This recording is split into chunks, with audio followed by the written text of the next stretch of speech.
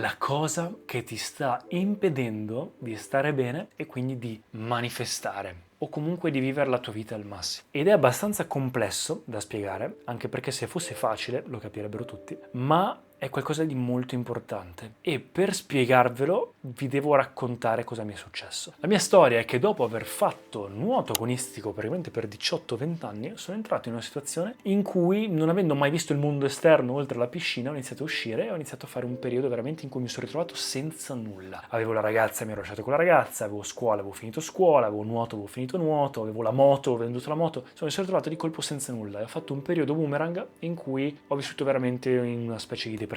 Ne sono poi uscito più forte di prima. Dopo una brutta delusione con una persona, ho detto devo fare qualcosa nella mia vita. E avendo anche diciamo il controllo sulla mia mente, il mio corpo, anche grazie al nuoto che ho avuto, mi sono detto cavoli, ma se io mi ci metto con persistenza e con voglia, posso ottenere quello che voglio. E quindi ho iniziato veramente a studiare, a capire cosa voglio, a cercare di migliorare, essere migliore. E mi sono detto, se non sono mai stato ben apprezzato nel nuoto, perché non sono mai stato diciamo tra i migliori, e idem a scuola, ero l'unico maschio tra tutte femmine. Tante cose sono successe per cui insomma ho detto basta, voglio fargliela vedere, voglio diventare qualcuno. Un po' nella mia testa è successo, non è che veramente un giorno ho detto così, però volevo trovare insomma me stesso, fare quello che pensavo fosse giusto. Mi ero messo in testa di dire ok, indipendentemente da tutto quello che succederà nella vita, io voglio arrivare lì, voglio diventare conosciuto, voglio diventare importante, voglio diventare famoso, voglio diventare una persona apprezzata. Ho detto non importa cosa dovrò fare, lo farò. E da lì cosa è iniziato? È iniziato un mio percorso di crescita per poi arrivare a dire cosa voglio fare nella mia vita, cosa non voglio fare. Alla fine sono un bel ragazzo, ho delle buone doti, perché non iniziare qualcosa nella moda? C'era questa ragazza che mi ha portato nella carriera nella moda e quindi ho iniziato come modello perché potevo sfruttare la bellezza e pensavo che la bellezza mi potesse portare ad altre cose. Ho iniziato a prendermi cura di me a livello esteriore, a fare tanta esperienza e da lì ho detto cavoli, ma alla fine quello che la gente apprezza più di tutti al mondo, le persone più conosciute e apprezzate sono gli attori.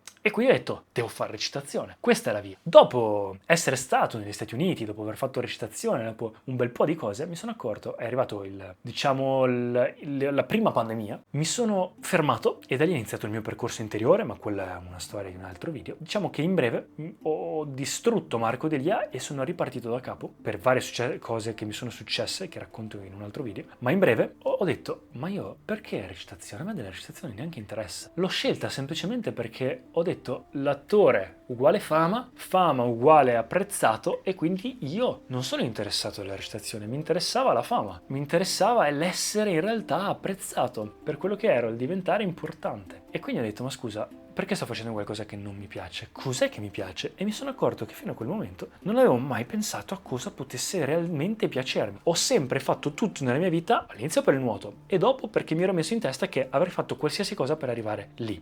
Tutto ciò che in realtà piaceva o non piaceva a me, il mio cervello lo filtrava, neanche lo vedevo come una cosa plausibile. Non poteva essere, se non era qualcosa che poteva farmi diventare qualcuno, neanche lo vedevo. Non sapendo cosa mi piacesse ho detto, vabbè, sai cosa, dopo aver fatto tanto journaling e pensarci, ho detto vabbè, sai cosa, non so cosa mi piaccia, provo tante cose e mi concentro su quello che ho davanti. Semplicemente se non ho idea di dove andare, mi concentro sui passi che ho da fare davanti a me. Ed è questo che mi ha fatto capire, guardando i passi davanti a me, iniziando un percorso mio di crescita più interiore, lavorando sulle mie paure, sulle mie credenze, sulla mia spiritualità, su tante cose, meditazione, tanti percorsi, mi sono accorto di questa cosa delle difese psicologiche, che io quando avevo 20 anni avevo alzato delle difese psicologiche talmente alte da impedirmi in futuro di trovare cosa mi piacesse fare perché appunto, come dicevo, veniva filtrato dal mio cervello che cercava di difendermi. Il mio cervello non mi faceva piacere o non piacere cose o non mi faceva scegliere veramente il mio percorso perché potevo filtrare solo le cose che sapevo che sarebbero state viste e apprezzate bene dagli altri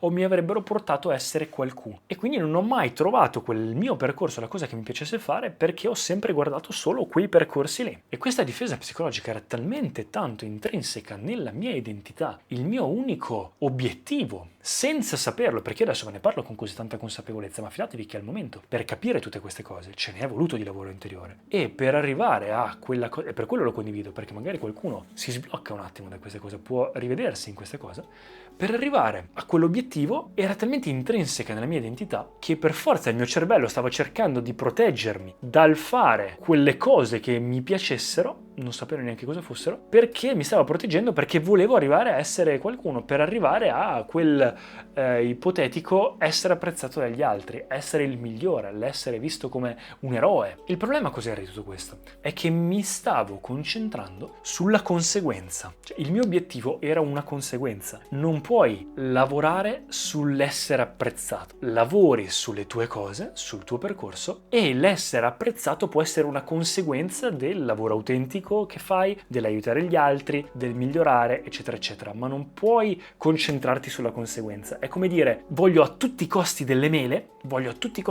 fai di tutto per avere le mele, ma non ti concentri sul prendere un seme, metterlo lì, fare cose che non c'entrano con le mele. La mela è una conseguenza di tutto quello che fai nel far crescere la pianta. Quindi invece che concentrarmi veramente su quello che avevo davanti, non mi stavo concentrando su quello che avevo davanti, mi stavo concentrando sulla mia idea di che cosa potesse essere che potevo portarmi lì. E quindi ho iniziato veramente a cercare di capire di involvement, quindi coinvolgimento estremo con quello che ho davanti a me. E mi sono accorto che tutte le persone che in realtà sono arrivate da qualche parte, e compresi anche gli anime, i protagonisti dei cartoni di quando ero piccolo, cos'è che li portava ad avere questa vita avventurosa che ho sempre desiderato? E quel successo è che semplicemente non decidevano loro di dove voler arrivare, ma la vita gli metteva di fronte delle cose ed è la vita che sceglieva cosa mettergli di fronte. E loro semplicemente prendevano quello che c'era davanti, coinvolti al 100% e davano il massimo nelle cose che la vita gli metteva davanti. Si concentravano sullo stare bene ora, sul fare bene le cose adesso, quello che ho, lavorare con quello che ho. E queste persone che in realtà io cercavo di imitare, arrivando a voler essere così famose, eccetera, in realtà hanno fatto quello. Non si sono mai concentrati sul voler diventare famosi, conosciuti, importanti, apprezzati, ma si sono concentrati sul loro percorso, sul loro talento, su quello che gli piaceva fare, su un loro obiettivo, tra virgolette, sul loro passo che avevano di fronte a sé e proseguiva, dando il massimo. Il problema cos'è? Il problema è che tutti i problemi che poi ho avuto in futuro, il paragonarsi con gli altri, la questione dell'ansia, la depressione, eccetera, tutto era dovuto maggiormente a questa cosa di non poter scegliere. Perché? Perché ti paragoni con gli altri? Perché tu vuoi arrivare alla conseguenza, e questa conseguenza, ad esempio, di importanza, mettiamo l'importanza, la fama, ecco, chiamiamola fama, ma in realtà può essere qualsiasi cosa, arriva non per forza da solo un percorso, i social, il nuoto, la recitazione, può arrivare a tutti per qualsiasi cosa. E quindi tu ti stai paragonando a tutti quando ottengono quella cosa. Sei te contro l'universo, non puoi vincere, è una battaglia che non puoi vincere, quindi starai sempre male. E inoltre è come se fossi sul punto di partenza di questa gara con davanti il tuo percorso e non parti perché cerchi a tutti i costi, prima di guardare gli altri,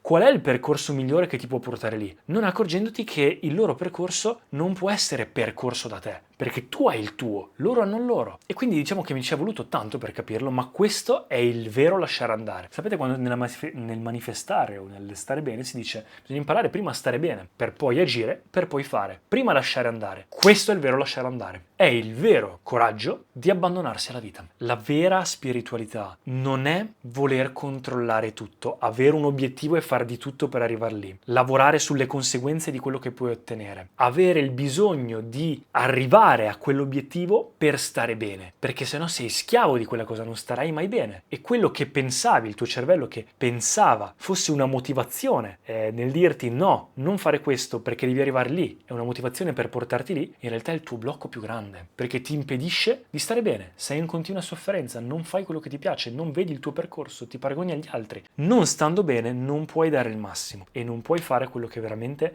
la vita ti dice di fare. Pensi di saperne più te del creatore, di Dio, della vita stessa, e vuoi fare le cose a modo tuo, e il fatto che stai male è semplicemente che quello che hai attorno a te, la vita, non è come la vorresti. Ma fai prima a cambiare tutto il mondo o fai prima a cambiare te? E come rispondi te a queste cose? Magari accorgerti che la vita è così e devi adattarti a questa vita. Vivere senza attrito non è avere bisogno di raggiungere quell'obiettivo per star bene, ma è volere un obiettivo, lo puoi benissimo avere, ma non avendone bisogno. Stare bene ora e lasciarsi andare e guidare da quello che la vita, Dio, l'universo, chiamalo come ti pare, ti mette davanti. Nel tuo percorso, un passo alla volta, con quello che hai ora e attorno a te. Non avere bisogno dell'obiettivo, ma volerlo, senza dipenderne, perché stai già bene ora. È il essere, prima di fare, per poi avere. Se invece ti concentri prima sul fare, in modo tale che puoi avere qualcosa, così poi stai bene, essere bene, devi fare il contrario, devi prima imparare a stare bene per poi fare, per poi avere. Ti concentri sullo stare bene, poi quello che fai è bene e quello che arriva naturalmente. Il problema cos'è? Quindi qual è questo blocco? Il problema è che siamo condizionati fin da piccoli da quello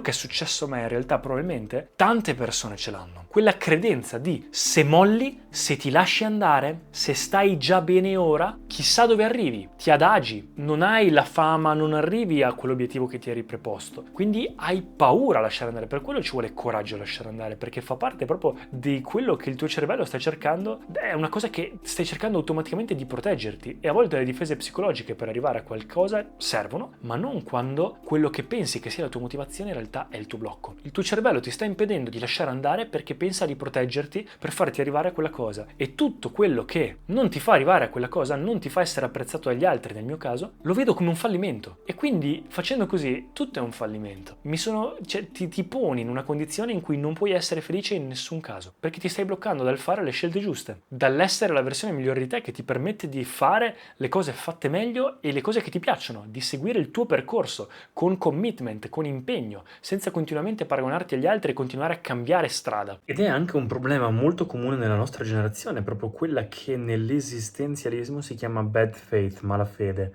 ovvero è il fatto che non si riesce a prendere una decisione è perché abbiamo troppa libertà, per assurdo, e quindi il fatto che quando scegli qualcosa sacrifichi tutto il resto. Quindi questa responsabilità così grossa di sacrificare tutto il resto e di non scegliere la cosa giusta per paura della FOMO, quindi la fear of missing out, la paura di mancare qualcos'altro, ci impedisce proprio di scegliere e lasciare andare.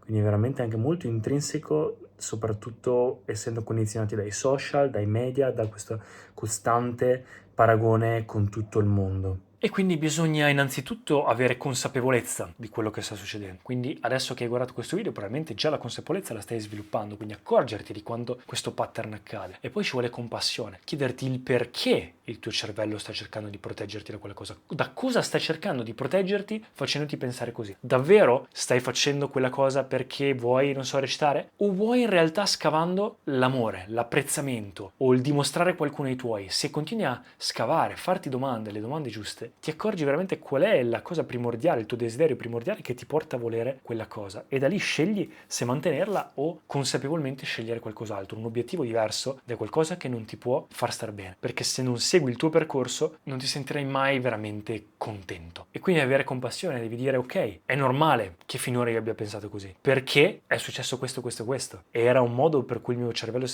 voleva proteggermi, ma ora è sicuro per me lasciare andare, cambiare questo pattern e fare questo, e metti in pratica questi cambiamenti. Lavorare sul sentirsi sicuri di lasciare andare questa cosa, di abbandonarsi a questa cosa. Nel Bhagavad Gita si parlava di total abandon to God, è il prendere la vita con la prospettiva giusta, capire che nella nostra testa è tutto ingigantito, ma che se esci dalla testa vedi le cose veramente come stanno. Il nostro ruolo nella vita è veramente così effimero, così minore, che ci fa impressione, ma guardarlo in faccia e prendere la vita meno seriamente ricordandoci questa cosa, quindi lasciare un po' più andare, mollare un po' la presa, è il segreto. E non devi preoccuparti, perché in realtà lì vorrai comunque fare qualcosa, anzi non saranno più degli obiettivi che partono da un senso di necessità per arrivare a qualcosa, ma saranno degli obiettivi pronti a condividere quel senso di pienezza che già hai, e quelle sono le cose che ti fanno andare avanti. Quando sei felice non hai quella voglia di condividere quella cosa, e quindi saranno obiettivi diversi, ma saranno quelli giusti che ti portano a veramente stare bene, a condividere la massima espressione di quello che sei. E quindi poi, dopo che hai fatto awareness, consapevolezza, compassione, hai lavorato su di te, fai un bel percorso invece di rilascio, di imparare a lasciare andare. Lo yoga, la meditazione, anche semplicemente il journaling, parlare con un terapista, lavorare su di te. Ci sono tanti modi per fare questa cosa, ma anche proprio semplicemente accorgerti di questo pattern e pian piano cambiarlo quando te ne accorgi, e il tuo obiettivo diventa imparare a lasciare andare per davvero imparare davvero a stare bene, imparare veramente a stare bene, a essere contento, a non aver paura di essere contento. La nostra società ci ha sempre spinto a non puoi essere felice ora perché sennò non raggiungi altre cose. Va bene, hai preso 10 oggi, ma guarda che c'è domani un'altra verifica. Se ti dicevano i tuoi genitori o i tuoi amici, va bene, celebriamo per i tuoi avvenimenti di oggi, in realtà non va bene celebrare troppo perché bisogna essere sempre pronti anche per domani. Questa è la cosa tossica che ci impedisce di star bene e impedendoci di star bene ci impedisce di far fruire il nostro genio e seguire il nostro percorso. Quindi imparare anche a esercitarsi con esercizi di gratitudine, di celebrazione ogni giorno, a scriversi un motivo per cui celebrare oggi. Quindi imparare a stare bene, avere comunque un obiettivo, chiederlo, aspettarlo e poi lasciare andare. Ma per davvero questa volta. Fatemi sapere cosa ne pensate, ci vediamo al prossimo video. Ciao ragazzi.